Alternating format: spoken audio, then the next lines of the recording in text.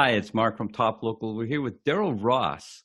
Darrell's a business coach and actually has a very interesting history as we go into this COVID-19 crisis. He was 11 years the managing director for BNI, Business Networks International, which is a very networking focused group in British Columbia with over 48 groups and over 1,000 members.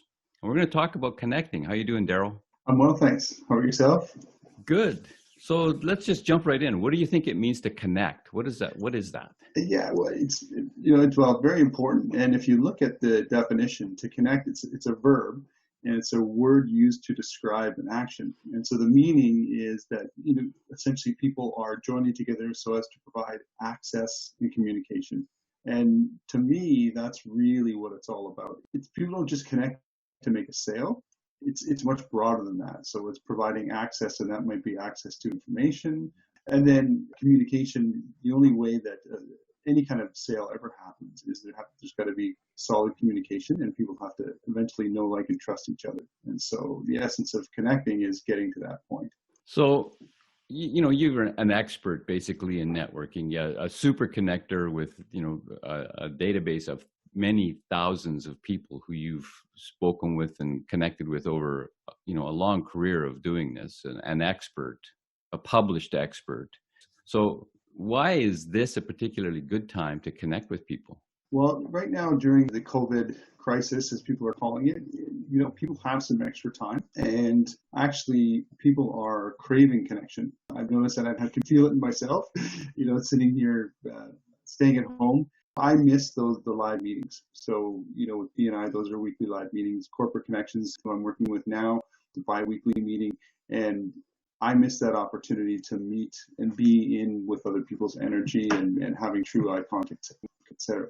So it's a particularly good time because people can use a platform like we're using today, Zoom. There's a certain amount of connection that can happen on the telephone, but it's time for people to actually reach out and have that true, what some people call like a heart-to-heart connection with someone, is extremely valuable. So how are people connecting right now? What have you seen? So the use of any video platform has grown exponentially, which is great. And what I've also noticed is people are a little bit more relaxed. So people understand that these broadcasts are happening from people's homes, and dogs and cats are walking by and kids are coming in. And I think it's actually humanized business a little bit more, which is really interesting. And that's maybe the essence of what we're trying to get to by networking, is to humanize this business thing, not just straight up cold calling somebody. Is that right? Yeah, absolutely. And like I say, making that true connection with someone. So it's very easy, even easier. So you mentioned cold calling. So, there's that image of that salesperson that's got a script and they're smiling and dialing, and, they're not even listening. It's just about driving someone towards a certain decision, as opposed to, okay, on a phone call, we can actually spend some time getting to know each other and really see if we even like each other. And then from that point, go towards, okay, now I like this person. Yes, I'll invest the time in understanding what their needs are, and then I can truly help them in some fashion. Yeah, so for some people, it's really natural to connect with others. Some people are really friendly, outgoing, etc. Then there's the others, like me, Mm-hmm. who are more introverts, who would be happy living in a cave. And in all honest truth, whether I saw other people or not is not really a big deal. But I really like networking. How do I get there? How do I connect? What do I ask people? So when you say, you're introverted and you really like it. So what do you like about it? It's interesting to find out about people, to, dig into their business and see if I can help. I mean, at heart, even though I'm very introverted, I like helping people. Yeah. I get a lot of, that gets me out of bed in the morning. That's why I started my own business. So that's cool. So even as an introverted person, and yeah, for sure, there's different personality styles and people react in different ways. But the key is asking questions. So just like, you love to seek that knowledge. So you're wired that way, which as an introvert, I mean, that's a great way for you to enjoy networking, which you've found out. But for anyone, asking questions, and real questions about people, not just surface questions about their business because you're trying to find out, what's the hook that you can use to get them. But, and I referenced before Bob Berg, and he's written several books on networking. And one of the questions that I love is, how did you get started in XYZ company? And so, Mark, how did you get started with Top Local Rankings? I'm sure you could speak about that for a long time, right? And through that conversation, and I could see you're smiling. I could, right, that lights you up. And so people, when they get lit up and they start sharing more ideas, well, then that's when you get to that heart to heart, and you're actually, get back to the word connecting again as people, and it's really hugely important in terms of building solid business relationships. And so the process now, what are you seeing that's working as far as, like, say people are using LinkedIn, which is very much a business platform. What would be the process of going through the steps of connecting with someone on LinkedIn? Yeah, I use LinkedIn a lot, and what I see that works is, so when making a connection request, actually adding something personal into the invitation, that helps.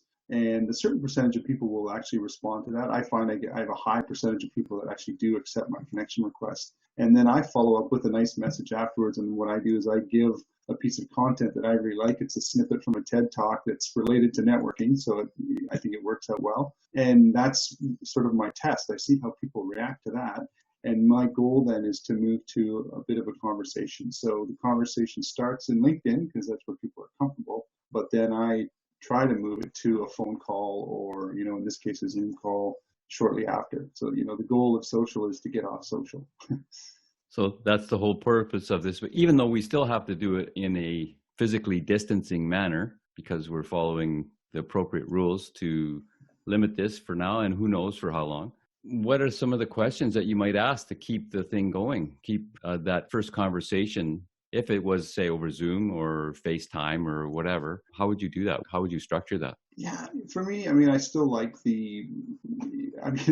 the elephant in the room question. So there's COVID, right? So how are you doing? How's your family doing? And it's like asking seriously too, wanting to know where people are at. And also, it's such a big topic right now. You kind of have to ask about that to get that out of the way so that's not cluttering up their mind as you're having your conversation. But then I do like to dig into, if on their LinkedIn profile, I can see where they went to school. You can see the past couple jobs. So I do like to ask people, how they got to where they are. Again, it just gets the conversation flowing a little bit, but then ultimately get to their business and what they're looking for and who they want to be connected to. And, there might be a way that I can help someone really easily. And that's not, me having to do business with them, but I might know a connection, because I've been building a network and building relationships for a long time. It's generally fairly easy for me to connect people, and there might be some tremendous value in that. So I'm looking for a way to add value, but not trying to force it. It should flow. And I'm a fan of the first conversation, not necessarily having to get to any kind of presentation or with a goal in mind of, at minute 15, I'm going to slide in, here's how I can help them, and this is what it's going to cost, or whatever. It was a really quick story. I was speaking with a person a couple of days ago, and I could tell that she was moving towards that pitch, and which was fine. I saw it, but it was the conversation was a lot more comfortable before that, and then it was, you get those little awkward pauses and stuff. So I guess it's timing, and then as people do it more and more, you're going to get a sense of when the timing's right to start making an offer or whatever. Yeah. So would you think it's more a question at this point, especially, but maybe overall, that this is about connecting or networking without expectations? Is that really the framework of what we want to be moving towards? Yes, I think so. Obviously people have to have goals and objectives, etc. But if people are connecting without expecting that every single person they talk to is a potential sale, I think the energy that they're giving off will be much more attractive, and you're going to find that they're actually going to attract opportunities to them as opposed to having to force it. So yeah, it's a great way to approach the conversation. So there you go. That's all we're going to talk about today. Thanks a lot. Thank you for listening.